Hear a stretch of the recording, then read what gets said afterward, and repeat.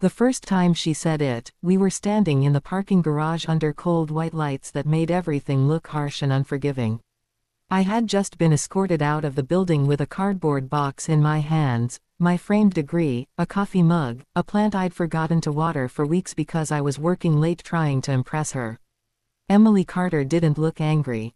She looked calm, controlled, almost bored. "You were my biggest mistake, Daniel," she said, adjusting the strap of her designer bag on her shoulder. "I thought you had leadership potential. I was wrong." Her words didn't echo, they sank straight into my chest. 2 hours earlier, I'd been a junior analyst at one of the fastest-growing tech consulting firms in Chicago. Now I was unemployed, blacklisted quietly, efficiently. She had framed my failed project as incompetence. She never mentioned the fact that she'd cut my budget in half and reassigned my team without telling me. And I never mentioned that we had been more than boss and employee. For 6 months, she'd pulled me into late meetings that turned into drinks. Drinks that turned into secrets.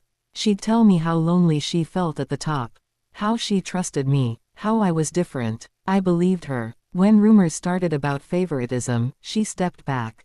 When the board began questioning the project's performance, she needed a sacrifice.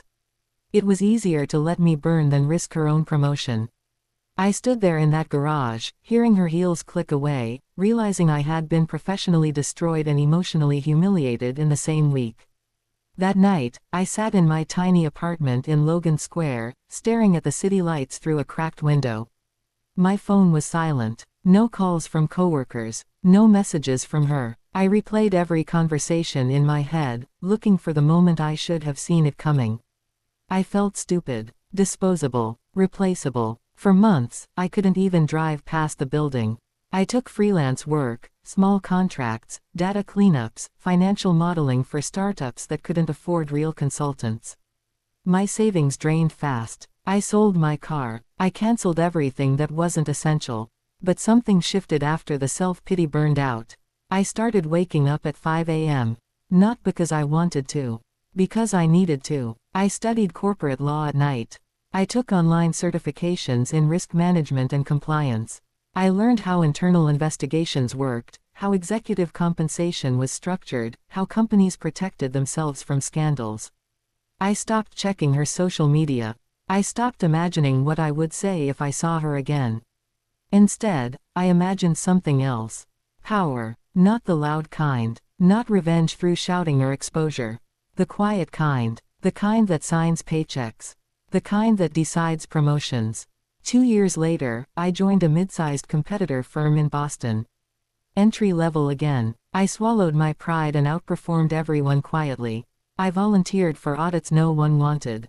I found inefficiencies executives had ignored. I made myself indispensable without asking for attention. I didn't flirt. I didn't mix business with personal weakness again. Discipline became my armor. By year 4, I was leading compliance strategy.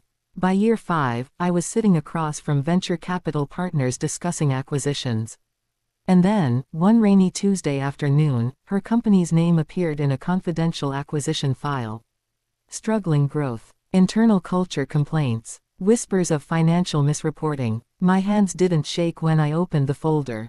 But my heartbeat changed. Emily Carter was now Chief Operations Officer. And her company was desperate. The room was almost empty when she walked past me for the last time. The new interim COO was already inside, shaking hands with board members, pretending the transition had always been part of the plan. Emily carried a single leather folder. No cardboard box. Executives don't get boxes. She paused near the glass wall overlooking the Chicago skyline. The same skyline I used to stare at from my cubicle, believing proximity to power meant safety. "You think this fixes what happened?" she asked quietly, not looking at me. I studied her reflection instead of her face. 5 years ago, I would have searched her eyes for regret. Now I searched for leverage. There was none left. "It fixes nothing," I said evenly. "It corrects something." She let out a faint, humorless laugh. "You always wanted to prove you were smarter than me." "No," I replied. "I wanted to prove I wasn't disposable." Silence stretched between us, thick but no longer painful. She walked out without another word. I stayed behind long after the board members left. I looked around the office, the polished floors, the quiet authority in the air. This time, no one could escort me out. But revenge doesn't end at removal. It lingers in the systems you build afterward. The power settled differently this time. It wasn't loud. It wasn't intoxicating. It was steady. For years, I thought revenge would feel like a spike, an explosion of satisfaction. Instead, it felt like balance restored. But control brings visibility. And visibility brings whispers. Within months of the restructuring, industry blogs began dissecting the acquisition. Analysts praised the strategic overhaul. Some questioned the abrupt leadership removal. Her name resurfaced in quiet commentary threads. So did mine. I didn't defend myself publicly. I didn't attack her reputation either. Silence can be more powerful than narrative. One evening, after a late meeting, I received a call from a former colleague, Mark, one of the analysts who had avoided me the day I was fired. I didn't know what she was doing back then, he admitted. A lot of us didn't. We were scared. I wasn't angry at him anymore. Fear is contagious in corporate hallways. I know, I said. And I did. But something unexpected happened next.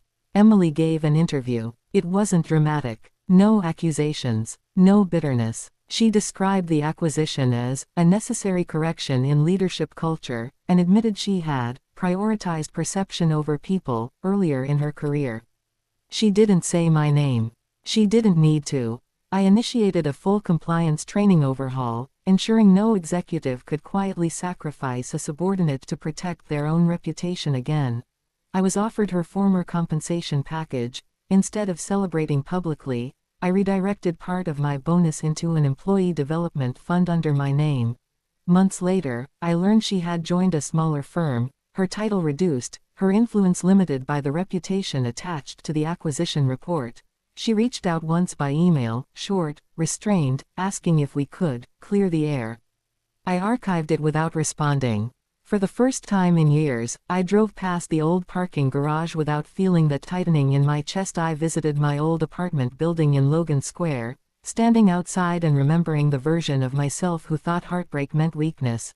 At the annual shareholder meeting, I delivered a calm presentation on ethical leadership, speaking about accountability without naming her, knowing everyone understood. Years passed, and the story people told about me was simple. They said I was disciplined, strategic, fair. They never knew about the nights I sat on a cheap couch in Logan Square questioning my worth. They never heard the echo of her voice in that parking garage. And that was fine, because the final chapter of this story wasn't dramatic. It wasn't explosive. It was quiet. One winter morning, I was invited back to speak at a university in Chicago, an event for graduating business students. I stood backstage, adjusting my cufflinks, listening to the nervous laughter of young men and women about to step into a world that could either shape them or crush them. When I walked onto that stage, I didn't talk about acquisitions. I didn't talk about boardroom battles. I told them this: never trade your integrity for approval. And never let someone else's ambition define your value. After the speech, a young man waited in line to shake my hand. His suit didn't quite fit. His voice trembled slightly. "Sir," he said, "I was almost ready to quit my internship because my supervisor made me feel small. But hearing you, I think I'll stay. I'll get stronger." I smiled at him, not the calculated smile I learned in corporate meetings, but a real one. That night, I drove home past the skyline that once felt like a symbol of rejection. Now it felt like a reminder of distance traveled. I thought about Emily only once more. Not with anger. Not with triumph, just with understanding. She had called me her biggest mistake. But she was wrong. Her mistake wasn't believing in me. Her mistake was underestimating what I would become after she tried to break me. And as the city lights reflected across my windshield, I realized something final and absolute. I didn't need revenge anymore. I had already won.